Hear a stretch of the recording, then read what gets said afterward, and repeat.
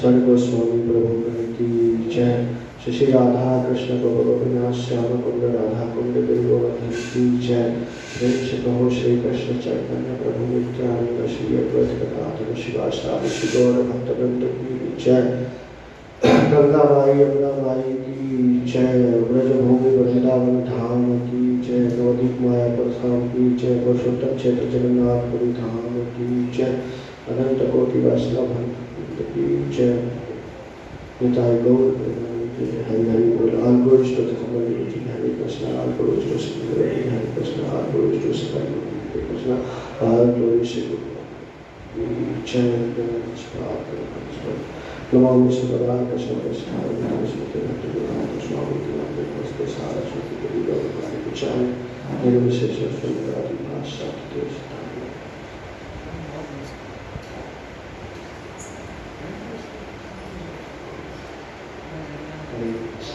हरे कृष्ण। यहाँ पे सभी वरिष्ठ भक्त उपस्थित हैं। उनके सामने कुछ कहना इनकी कृपा के ऊपर ही है। ये हमें आशीर्वाद देंगे तो फिर हम कुछ कह पाएंगे। और राज्य से याचना करती हूँ कि वो हमें शक्ति प्रदान करें जिससे मैं कुछ कह पाऊँ।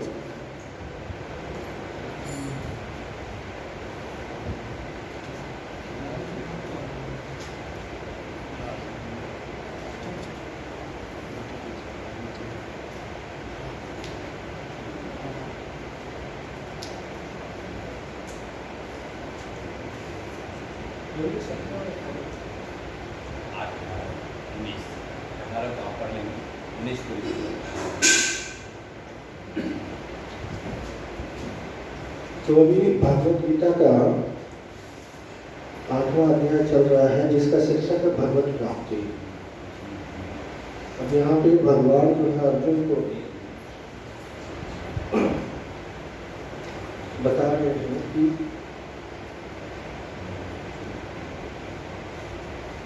हम किस तरह से भगवान के शरणागत हो सकते हैं। अभी जो है 18वां श्लोक हम पढ़ेंगे जिसमें प्रभुपाद जी ने तात्पर्य नहीं लिखा है। तो उसका जो अगला श्लोक है 19वां पढ़ेंगे और 19वां श्लोक के प्रभुपाद जी के तात्पर्य के बाद हम थोड़ी सी चर्चा करेंगे। तो आप सब हमारे पीछे लगा सकते हैं। अव्यक्ताद् व्यक्तयः सर्वप्रभवन्तः रागमे रात्रागमे प्रलीयन्ते तत्रैवाक्यसंगते। अव्यक्ताद् व्यक्तयः सर्वा प्रभवन्तः रागमे रात्र्यागमे प्रलीयन्ते तत्रैवाक्यसंगते। अव्यक्ताद् व्यक्तयः सर्वा प्रभवन्तः रागमे रात्रागमे प्रलीयन्ते तत्रैवाव्यक्तसंगते। भगवान जी ने जो शब्दों को लिखा है अव्यक्ताद् अव्यक्त से व्यक्तयः जीव सर्वा सारे प्रभवन्ति प्रकट होते हैं अह आगमे दिन होने पर रात्रि आगमे रात्रि आने पर प्रलीयन्ते विनष्ट हो जाते हैं तत्र उसमें एव निश्चय ही अव्यक्त अप्रकट संग के नामक कहे जाने वाले। ब्रह्मा के एक दिन के शुभारंभ में सारे जीव अव्यक्त अवस्था में से व्यक्त होते हैं और फिर जब रात्रि आती है तो वे पुनः अव्यक्त में विलीन हो जाते हैं। तो इसका अनुवाद इतना ही है। आगे जो है 19वां श्लोक हम लेंगे, जिसमें प्रभुपाद जी ने अनुवाद और तात्पर्य दिया है, जिसके ऊपर हम थोड़ा सा कुछ समझने का प्रयास करेंगे। तो 19वां श्लोक है, भूतग्रामः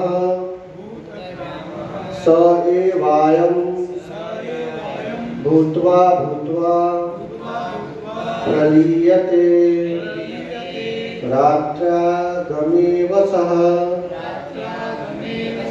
प्रार्थः प्रभवत्यहरागमे भूतग्रामः स एवायं भूत्वा भूत्वा प्रलीयते रात्रागमेवासः पार्थः प्रभवत्यहरागमे भूतग्रामः स एवायं भूत्वा भूत्वा प्रलीयते रात्रागमेव सः पार्थः प्रभवत्यहरागमे। शब्दार्थ इस प्रकार से है, भूतग्रामः समस्त जीवों का समूह, स वही, एव निश्चय ही, अयं यह, भूत्वा भूत्वा बारंबार जन्म लेकर, प्रलीयते विनष्ट हो जाता है, रात्रि रात्रि के आगमे आने पर, अवसः स्वतः पार्थ हे पृथापुत्र प्रभवती प्रकट होता है, अह दिन आगमे आने पर। जब जब ब्रह्मा जी का दिन आता है तो सारे जीव प्रकट होते हैं और ब्रह्मा की रात्रि होते ही असहायवत विलीन हो जाते हैं। तात्पर्य जगद्गुरु श्रील प्रभुपाद के द्वारा, श्रील प्रभुपाद की जय। अल्प ज्ञानी पुरुष जो इस भौतिक जगत में बने रहना चाहते हैं, उच्चतर लोकों को प्राप्त कर सकते हैं, किंतु उन्हें पुनः इस धरालोक पर आना होता है। वे ब्रह्मा का दिन होने पर इस जगत के उच्चतर तथा निम्नतर लोकों में अपने कार्यों का प्रदर्शन करते हैं, किंतु ब्रह्मा की रात्रि होती ही वे विनष्ट हो जाते हैं। दिन में उन्हें भौतिक कार्य करते हैं, किंतु रात्रि होते ही वे विनष्ट हो जाते हैं। दिन में उन्हें भौतिक कार्यों के लिए नाना शरीर प्राप्त होते रहते हैं, किंतु रात्रि होने पर उनके शरीर विष्णु के शरीर में विलीन हो जाते हैं। वे पुनः ब्रह्मा का दिन आने पर प्रकट होते हैं, भूत्वा भूत्वा प्रलीयते, दिन के समय में प्रकट होते हैं और रात्रि के समय पुनः विनष्ट हो जाते हैं। अंततो गत्वा जब ब्रह्मा का जीवन समाप्त होता है तो उन सबका संहार हो जाता है और वे करोड़ों वर्षों तक अप्रकट रहते हैं। अन्य कल्प में ब्रह्मा का पुनः जन्म होने पर वे पुनः प्रकट होते हैं।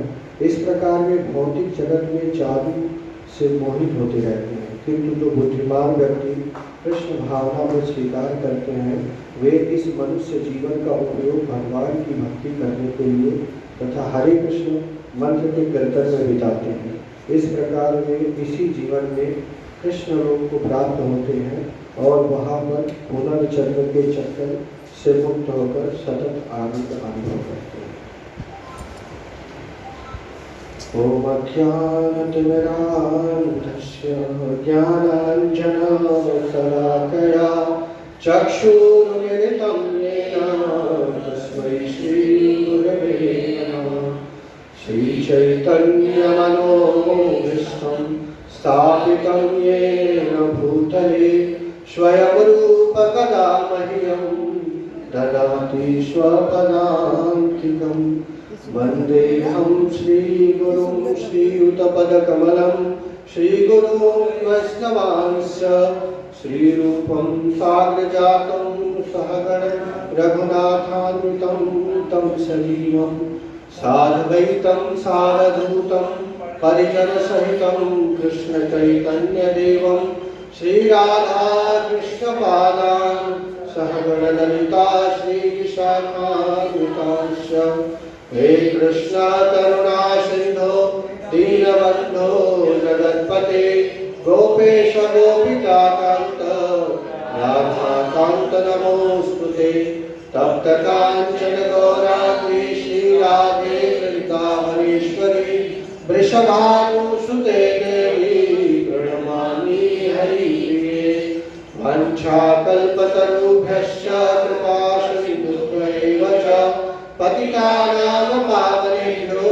वैष्णवेभ्यो नमो नमः। जय श्री कृष्ण चैतन्य प्रभु नित्यानंद श्री अद्वैत गदाधर शिवासादि शिवोर भक्तवृंद हरे कृष्णा कृष्णा कृष्णा हरे हरे हरे राम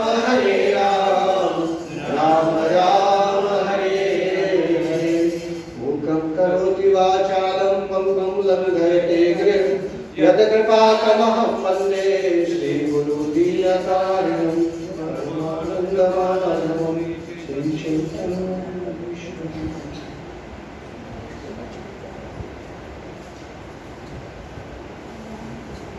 आप सभी भक्तों से प्रार्थना है कि आप अपना आशीर्वाद हमें देते रहिए ताकि मैं कुछ इसको विस्तृत रूप से बता सकूं।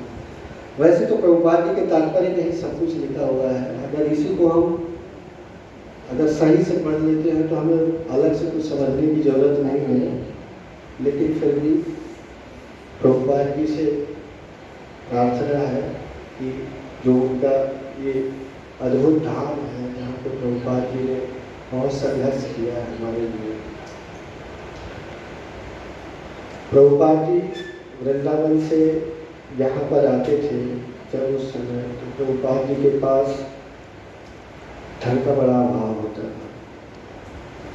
अब प्रभुपाद जी के पास जो धन होता था वो अपने गुरुदेव की आज्ञा के लिए प्रभुपाद जी वृंदावन से यहाँ आते थे और यहाँ पे जो है पुस्तकों का प्रिंटिंग करवाते थे और उसके बाद जो उससे धन मिलता था उससे प्रभुपाद जी कृष्ण भावनामृत के प्रचार के लिए और प्रयास करते हैं। तो ऐसे प्रभुपाद जी की कृपा है कि जहाँ पर उन्होंने इतना कठिन परिश्रम किया है इसके लिए हमारे लिए हम कुछ समझ पाए और उसको समझने के बाद फिर हम भगवान की भक्ति में लग पाए। ये प्रभुपाद जी कैसी कृपा है, भगवान जी से जो प्रार्थना करता हूँ कि कुछ हो ऐसा सामर्थ्य हो कि मैं कुछ बोल पाऊँ। तो इस श्लोक के पहले भगवान जो 17वें श्लोक में जो अर्जुन को बता रहे हैं कि ये जो भौतिक जगत है जो ब्रह्मलोक तक किस प्रकार से जो समय है उस समय की अवधि के बारे में जो है यहाँ पे भगवान ने अर्जुन को जो है विस्तृत रूप से बताया है, जिसको प्रभुपाद जी ने बहुत सुंदर तरीके से श्रीमद् भागवतम में से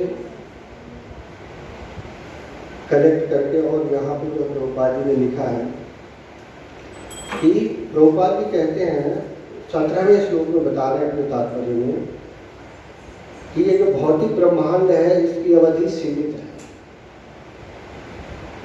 हम जहाँ रह रहे हैं इसमें हर एक वस्तु की एक लिमिट है, वो कुछ समय तक ही रहता है, उस समय के बाद वो अपने आप विनष्ट हो जाता है। कोई भी चीज़ है आज जो है कुछ दिन रहेगी, उसके बाद फिर वो धीरे धीरे विनष्ट हो जाएगी। तो ये भौतिक ब्रह्मांड मतलब ब्रह्मलोक तक जो है वो सब जो है सबकी अपनी अपनी एक अवधि है। हमारा 12 घंटे का और 12 घंटे की दिन और 12 घंटे की रात मिला के एक दिन होता है। तो जैसे हमारा 12 घंटे और 12 घंटे की रात मिला के एक दिन होता है, ऐसे जब हम ऊपर के लोकों में जाते हैं तो ऊपर के लोकों में भी दिन और रात्रि होती है जैसे हमारी होती है, लेकिन उनका समय बढ़ता जाता है वहाँ पे। जैसे जैसे हम ऊपर के लोकों में जाते हैं तो समय वहाँ क्या होता है, बढ़ता जाता है। तो अब ब्रह्मा जी का जो 12 घंटा होता है, एक दिन होता है, उसकी चर्चा यहाँ प्रभुपाद जी ने 17वें श्लोक में की है। अब इसमें प्रभुपाद जी बताते हैं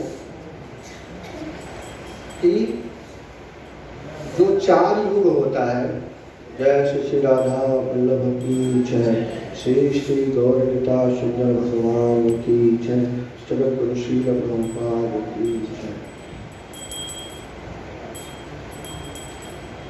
कहते हैं यह कल्प चक्र के रूप में प्रकट होती है और यह कल्प ब्रह्मा का एक दिन होता है। जैसे हमारा 12 घंटे हम कैलकुलेट करते हैं तो हमारा एक दिन होता है, वैसे जब एक कल्प बीतता है तो वो ब्रह्मा जी का एक दिन होता है। तो हम सब जानते हैं कि 4 युग होते हैं, सतयुग, उसके बाद त्रेता युग, उसके बाद द्वापर युग, उसके बाद कलयुग। तो ये जो 4 युग है, इस 4 युग को जब हम एक साथ क्लब करते हैं तो ये बनता है चतुर्युग। तो ये जो चतुर्युग बनता है, तो ऐसे 1000 चक्र जब कलयुग सतयुग त्रेता द्वापर, कलयुग सतयुग त्रेता द्वापर, ऐसे 1000 बार जब ये चक्र घूमता है तो वह एक कल्प होता है, जिसको प्रभुपाद जी ने यहाँ पे लिखा हुआ है कि सत्य त्रेता द्वापर तथा कली के 1000 चक्र होते हैं। जब ऐसे 1000 चक्र जब घूमते हैं तो ब्रह्मा जी का एक दिन होता है, जिसको हम कल्प कहते हैं। अब प्रभुपाद जी कह रहे हैं कि जो सतयुग होता है, सतयुग में जो है, जैसे हमारा 1 साल जब बीतता है तो ऐसे ही 17,28,000 साल जब बीतते हैं तो यह जो होता है ये सतयुग का समय होता है। सतयुग की जो अवधि है वो है 17,28,000 साल। तो 17,28,000 साल के बाद फिर त्रेता युग आता है। तो त्रेता युग में जो है ये समय होता है 12,96,000 का, और उसके बाद द्वापर युग आता है। द्वापर युग है 8,64,000 साल का, और उसके बाद कलयुग जिसमें है ये है 8,32,000 साल का। तो ये सारा जब हम 17,28,000, 12,96,000, 8,64,000 और 4,32,000 जब एक बार हम जोड़ेंगे तो इतने वर्षों का एक जो है चतुर्युग होता है। और ऐसे जब 1000 चतुर्युग बीतते हैं तो ब्रह्मा जी का एक दिन होता है। अब जब ये एक दिन होता है तो इस एक दिन में क्या होता है, जो सृष्टि है वो चलायमान रहती है। उसके बाद जब ऐसे ही 12 घंटे की ब्रह्मा जी की रात्रि होती है, जब ब्रह्मा जी की रात्रि होती है तो उसमें क्या होता है, ब्रह्मा जी विश्राम करते हैं। जैसे हम रात्रि में विश्राम करते हैं तो वैसे ही ब्रह्मा जी विश्राम करते हैं। और जब ब्रह्मा जी विश्राम करते हैं तो ये सृष्टि क्या होती है, ये सृष्टि वापस जो है, भगवान प्रभुपाद जी कहते हैं कि ये, किंतु रात्रि होने पर ही उनके शरीर विष्णु के शरीर में विलीन हो जाते हैं। जब दिन होते हैं तो ब्रह्मा जी के दिन में जो है सृष्टि चलती है। जब ब्रह्मा जी की रात्रि होती है तो क्या होता है कि जितने जीव हैं इस भौतिक जगत के ब्रह्मलोक तक, वो सारे क्या होते हैं, वो भगवान के भीतर विलीन होते हैं। और पुनः जब दिन आता है तो सब प्रकट हो जाते हैं। तो प्रभुपाद जी ये कह रहे हैं कि ये रात्रि के समय पुनः विनष्ट होता है। अंततोगत्वा जब ब्रह्मा का जीवन समाप्त होता है तो उनका संहार हो जाता है और करोड़ों वर्षों तक अप्रकट रहते हैं। अब जैसे हमारे जीवन की एक अवधि है 50 साल 60 साल जो जितना चीज है, वैसे ही ब्रह्मा जी का भी जीवन है 100 साल का। तो जब ब्रह्मा जी 100 साल के बाद ब्रह्मा जी का भी जीवन जब समाप्त होता है तो सारे भौतिक जीव जो है वो क्या हो जाते हैं, वो विनष्ट हो जाते हैं। प्रभुपाद जी कहते हैं रात्रि के समय पुनः विनष्ट हो जाते हैं। अंततः गत्वा जब ब्रह्मा का जीवन समाप्त होता है तो उनका संहार हो जाता है और वे करोड़ों वर्षों तक अप्रकट रहते हैं। वैसे जीव तो कभी सनात नहीं होता है, क्योंकि भगवान ही भगवद गीता में कहते हैं कि ममैवांश जीवलोके जीव भूतो सनातन। तो हम तो सनातन है, तो समाप्त नहीं होते हैं, अप्रकट हो जाते हैं। कहाँ हम महाविष्णु जो है, हम सब उनके अंदर जो है, जब ब्रह्मा जी का 100 वर्ष व्यतीत हो जाता है तो हम सारे वापस जो है महाविष्णु के अंदर सब समाहित हो जाते हैं। लेकिन फिर भी क्या होता है कि ये विनष्ट होने के बाद भी प्रभुपाद जी लिख रहे हैं कि भौतिक जगत के जादू से हम मोहित रहते हैं।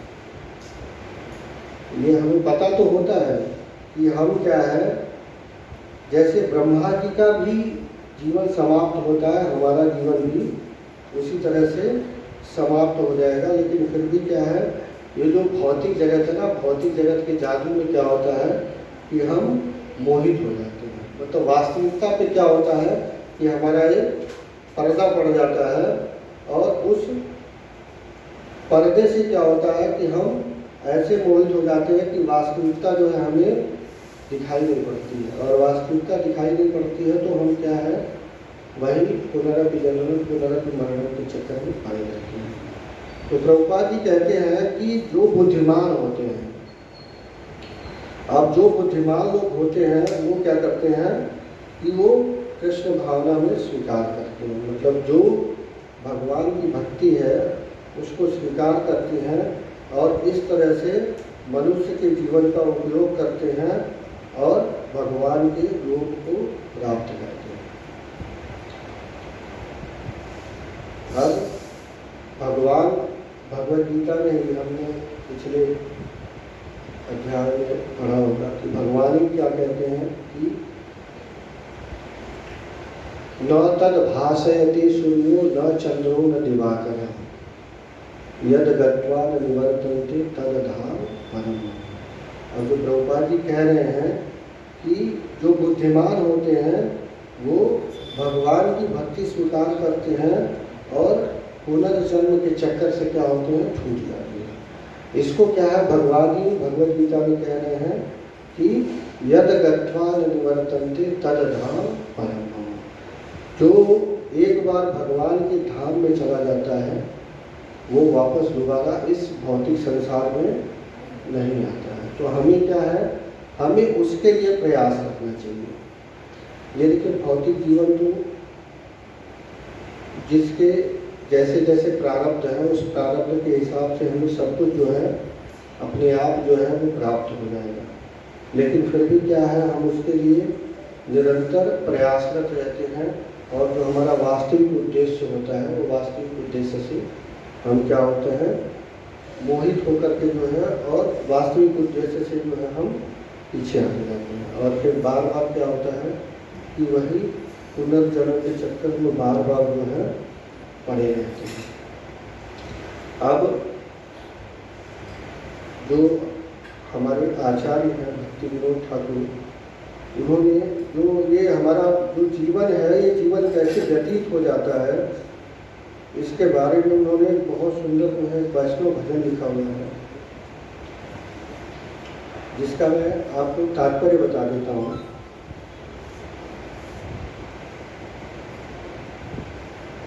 भजन का जो शीर्षक है वो कहते हैं, भूलिया तुम्हारे संसारे आसिया। तो इस भजन में जो भक्ति विनोद ठाकुर हैं वो बताते हैं कि हे भगवान, आपको भूलकर और इस भौतिक दुनिया में आकर मैंने कई पापों और दुखों का अनुभव किया है। अब मैं आपके चरण कमलों के पास पहुंचता हूं और अपनी शोक कथा प्रस्तुत करता हूं।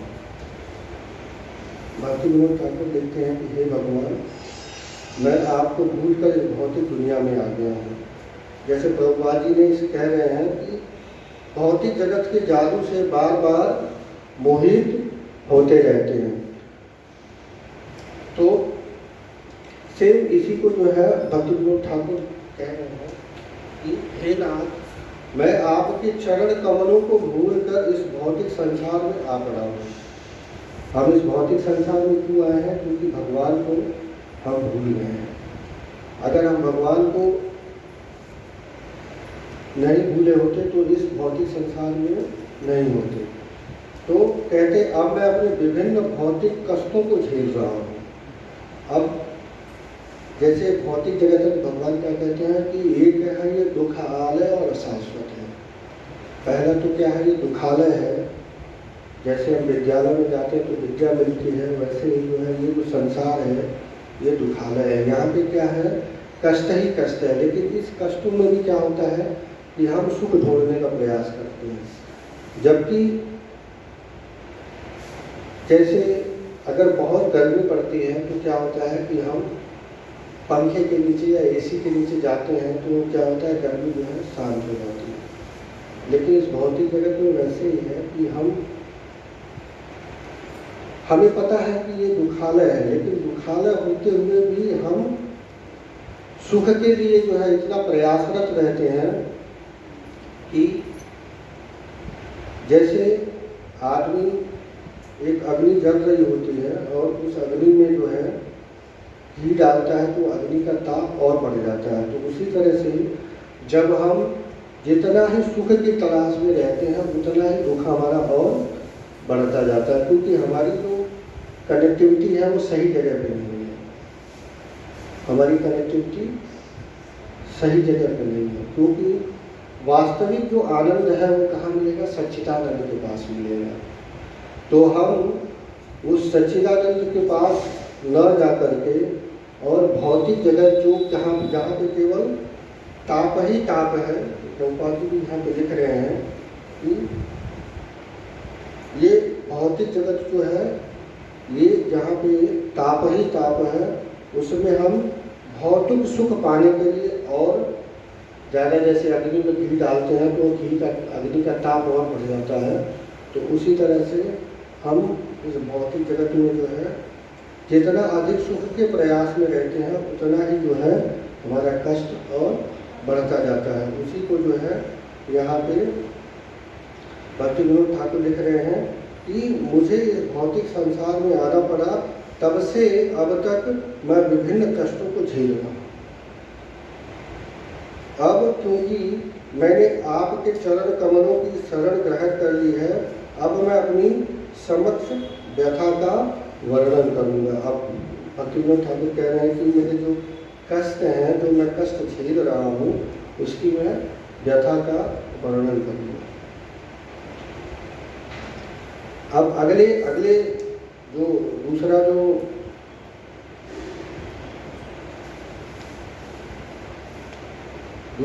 जो पक्ति है उसमें क्या कह रहे हैं, जब मैं अपनी माता के गर्भ में था तो मेरे कर्मों के फलस्वरूप आपने मुझे दर्शन दिया था, परंतु उसके पश्चात मैं आपकी कृपा से वंचित रह गया।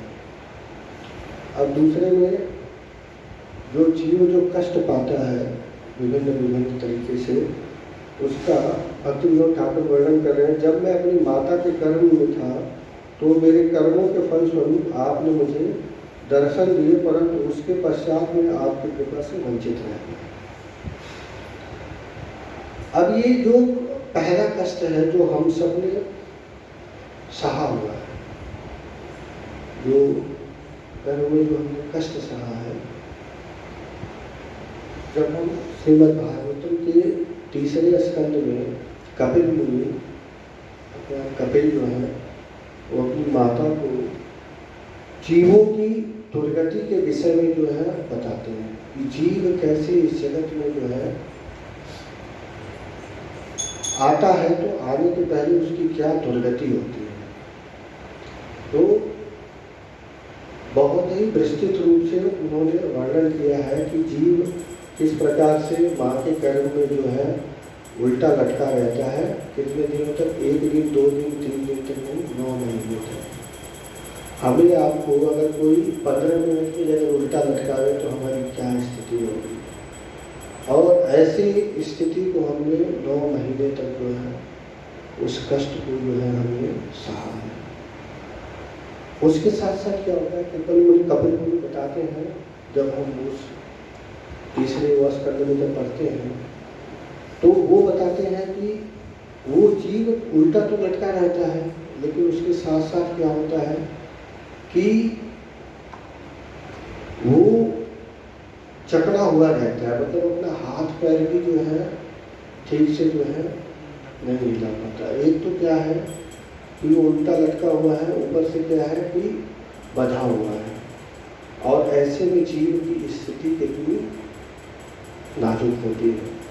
और फिर क्या होता है कि उस जीव के शरीर को क्या होता है कि वहाँ पे बहुत सारे जो कीड़े होते हैं ना, छोटे छोटे, उसके उस नाजुक शरीर को जो है इतना जो है काटते रहते हैं, और कितनी पीड़ा होती है। जब इस असह्य पीड़ा को जब वो जीव सहता है ना, तो उसको भगवान की याद आती है, और जब याद आती है तो फिर जब जीव 7वें महीने में प्रवेश करता है तो भगवान उसके पिछले 100 कर्मों के 100 जन्मों के जो कर्म होते हैं ना, उस कर्म को भगवान याद दिलाते हैं। पिछले 100 जन्मों में आपने कैसे कैसे कर्म किए हैं, और फिर जब उस कर्म को जीव जो है लाइव देखता है ना, भगवान क्या है, भगवान तो कुछ भी दिखा सकते हैं, तो भगवान उस जीव को पिछले 100 जन्मों के कर्मों को जो है लाइव दिखाते हैं, और लाइव दिखाते हैं तो जो जीव जो है जब अपने पिछले 100 जन्मों के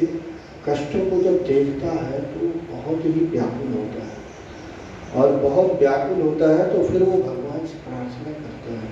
क्या प्रार्थना करता है कि हे प्रभु, मेरी ये प्रार्थना है कि इस बार आप मुझे जो आपने अवसर दिया है, इस अवसर का मैं पूरा लाभ उठाऊंगा और आपका क्या करूंगा, भजन करूंगा।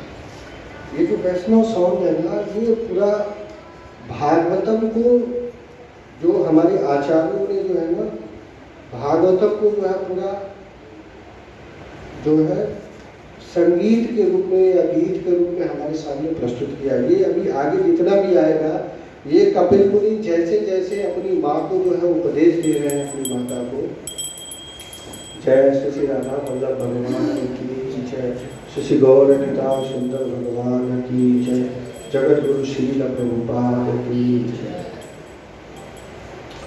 तो कपिल मुनि जैसे जैसे अपनी माता को उपदेश देते हैं जीवों की दुर्गति जो होती है उसके बारे में, उसको भक्ति विनोद ठाकुर ने बहुत ही सुंदर तरीके से जो है क्या किया है, इसको हमें जो है वैष्णव गीत के रूप में प्रस्तुत किया है। तो जैसे कि बता रहे हैं कि मैं अपनी माता के कर्म में था, तो मेरे कर्मों के फलस्वरूप आपने मुझे दर्शन दिए, परंतु उसके पश्चात मैं आपकी कृपा से वंचित हूँ। तो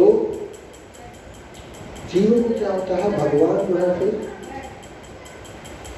क्या करते हैं, उसके ऊपर कृपा करते हैं, और जीव भगवान से प्रॉमिस करता है कि अब जो हो गया सो हो गया, अब आगे दोबारा जो गलती की है मैंने वो गलती नहीं करूँगा। ये प्रॉमिस करके जीव क्या होता है, इस संसार में आता है। अब भक्ति विनोद ठाकुर आगे क्या लिखते हैं, उस समय मैंने सोचा था कि जब मैं गर्भ से बाहर आ जाऊंगा तब मैं आपकी आराधना करूंगा। अब जो जीव प्रार्थना कर रहा है, कष्ट में है ना, तो कष्ट में है, तो जो प्रार्थना कर रहा है तो उस समय भगवान को क्या करता है, प्रॉमिस करता है, प्रॉमिस करके जो है वो जीव बाहर आता है। तो वही यहाँ भक्ति विनोद ठाकुर लिख रहे हैं कि उस समय मैंने सोचा था कि जब मैं गर्भ से बाहर आऊँगा तब मैं आपकी आराधना करूँगा, परंतु जन्म के पश्चात मैं आपको भूल गया। लेकिन जीव जब बाहर आया तो क्या हो गया, भगवान को भूल गया। जैसे प्रभुपाद जी यहाँ लिख रहे हैं कि इस प्रकार भौतिक जगत के जादू से मोहित होते रहते हैं। जीव जब बाहर आया तो भौतिक जगत का जो जादू है ना, जो पर्दा है, जो माया भगवान से और हमारे बीच में जो पर्दा डाल रखती है, तो उसमें क्या होता है, वो मोहित हो जाता है। तो वही यहाँ पे लिख रहे हैं कि जब मैं बाहर आऊँगा तब मैं आपकी आराधना करूँगा, परंतु जन्म के पश्चात मैं आपको भूल गया क्योंकि मैं माया के जाल में फंस गया। से मेरे प्रभुपाद जी कह रहे हैं कि मैं माया के जाल में क्या होगा, फंस गया। वास्तव में मेरे पास वास्तविक ज्ञान लेस मात्र नहीं है। अब जीव फंस क्यों गया? फंस इसलिए गया है क्योंकि उसके पास अज्ञानता है। जब हमें पता है कोई वस्तु हमारे लिए ठीक नहीं है, उपयोगी नहीं है, तो अगर हमारे पास ज्ञान रहेगा तो हम क्या करेंगे, उस वस्तु के पीछे नहीं भागेंगे। अगर हमारे पास ज्ञान नहीं रहेगा तो क्या होगा कि हम उस वस्तु के पीछे पड़े रहेंगे। तो उसी प्रकार प्रभुपाद जी यहाँ कहते हैं कि जो बुद्धिमान व्यक्ति कृष्ण भावना में स्वीकार करते हैं, वे इस मनुष्य जीवन का उपयोग भगवान की भक्ति में करते बिताते हैं। तो वही यहाँ पे कह रहे हैं कि मेरे पास वास्तविक ज्ञान लेस मात्र भी नहीं था। अब जो श्रीमद् भागवतम में जो कपिल मुनि बताता से वही यहाँ पे लिख रहे हैं कि मैं एक लाडला पुत्र बन गया तथा अपने रिश्तेदारों के माध्यम के मध्य अपना समय व्यतीत करता हुआ आनंदित रहने लगा। इस प्रकार मैं अपने माता पिता के वात्सल्य में पूर्णतया डूब गया और इस भौतिक संसार को पसंद कर दिया। अब जीव कैसे मोहित हो जाता है, इसका बड़ा सुंदर यहाँ पे जो है भक्ति विनोद ठाकुर ने बताया कि मैं क्या बन गया, एक लाडला पुत्र बन गया। और जब लाडला पुत्र बन गया तो पुत्र के साथ साथ क्या हो गया, फिर जो हमारे संबंधी हैं उस संबंधियों के बीच में जो हमारा समय, जो यहाँ पे क्या कह रहे हैं कि जो बुद्धिमान व्यक्ति कृष्ण भावना में स्वीकार करते हैं। अब कृष्ण भावना में जो स्वीकार किया नहीं, वो क्या हो गया कि रिश्तेदारों के मध्य आनंदित रहकर जो है अपना समय व्यतीत करने लगा और अपने माता पिता के वात्सल्य में पूर्णतया डूब गया तथा इस भौतिक संसार को पसंद कर गया। अब भौतिक संसार धीरे धीरे क्या है, उसको आनंद प्रदान करने लगा। आनंद प्रदान करने लगा तो अगले जो पद्य उसमें लिख रहे हैं, इस प्रकार धीरे धीरे प्रतिदिन में बड़ा हो गया और अन्य किशोरों के साथ खेलने लगा। कुछ समय पश्चात जब मैं कुछ और अधिक परिपक्व हुआ तो अपनी पढ़ाई पर ध्यान देने लगा। आगे क्या लिखते हैं, हे भगवान हे हरि, अपनी शिक्षा के अहंकारवश मैं एक स्थान से दूसरे स्थान धनोपार्जन करता हुआ भ्रमण करने लगा। मैं अपने पारिवारिक सदस्यों का अत्यंत सावधानी से पालन पोषण करने लगा। इस प्रकार मैं आपको पूर्णतया भूल गया। श्रील भक्ति विनोद ठाकुर पश्चाताप करते हैं, मैं वृद्ध हो गया हूँ तथा विभिन्न प्रकार के कष्टों से ग्रस्त हूँ। हे भगवान, मैंने अपना जीवन आपके चरण कमलों की आराधना किए बिना ही गवा दिया। अब मेरी क्या गति हो? पूरा जीवन का जो है सारांश यहाँ पे भक्ति विनोद ठाकुर ने प्रस्तुत कर दिया है कि जीव फिर क्या होता है कि अपने जैसे जैसे बड़ा होता है वैसे वैसे अपनी पढ़ाई पर ध्यान देता है और पढ़ाई करके जब अच्छी डिग्री उसको मिल जाती है तो फिर क्या होता है, वो डिग्री उसको अहंकार उत्पन्न करा देती है कि जो मैं जानता हूँ उसके अलावा दूसरा कोई जानता ही नहीं है। और इस अहंकार के कारण क्या होता है कि वह देश विदेश भ्रमण करता हुआ खूब धनोपार्जन करता है और धनोपार्जन के साथ साथ अपने उसके जो पारिवारिक सदस्य होते हैं उसको बहुत ही सावधानी पूर्वक पालन पोषण करना लगता है। मतलब जो हमारे जीवन की प्रायोरिटी है ना, वो खत्म हो जाती है। जो हमारे जीवन की जो वास्तविक प्रायोरिटी है वो खत्म हो जाती है। जैसा कि भगवान भगवद गीता में बता रहे हैं कि जीव को उसके कर्मों के अनुसार उसको प्रतिफल जो है अपने आप मिल जाएगा। उसके लिए जो है हमें विशेष परिश्रम करने की जरूरत नहीं होती है, लेकिन फिर भी क्या है, हम दिन रात उसी के लिए परिश्रम करते हैं और अपने वास्तविक लक्ष्य को भूल जाते हैं। और फिर क्या होता है, ऐसे कर करके जो समय है जो एक एक दिन करके चला जाता है और हमें पता भी नहीं होता है।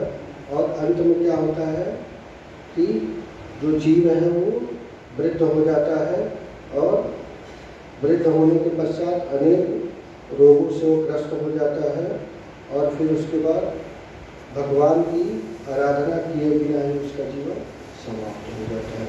जबकि यहाँ प्रभुपाद जी क्या कह रहे हैं कि इसी जीवन में कृष्ण लोक को प्राप्त होते हैं और वहाँ पर पुनर्जन्म से मुक्त होकर सतत आनंद का अनुभव करते हैं। क्योंकि भगवान क्या कह रहे हैं, ये जो है दुखालय है और वो क्या है, सुखालय है, मतलब वो शाश्वत है। तो एक तो होता है कि अनित्य चीज और एक होती है शाश्वत चीज। तो अनित्य चीज क्या होता है, कभी भी हमें सुख प्रदान नहीं कर सकती, और जो शाश्वत चीज जो है वो हमें अस्थायी सुख प्रदान कर सकती है। तो ये जो भगवत गीता है, अगर हम इसको प्रभुपाद जी ने जो हमें दिया हुआ है, अगर केवल इसका हम अध्ययन करते हैं तो हमें वास्तविक ज्ञान जो है प्राप्त हो जाता है। जो प्रभुपाद जी कह रहे हैं कि बुद्धिमान व्यक्ति कृष्ण भावनामृत को स्वीकार करते हैं। तो अगर हम प्रभुपाद जी की इस भगवत गीता को पढ़ेंगे तो पढ़ने के साथ साथ जो है हमें वास्तविक ज्ञान जो है प्राप्त होगा कि भगवान वास्तविक रूप से हमें क्या बताना चाह रहे हैं, और फिर जो है हम भगवान की भक्ति में लग पाएंगे।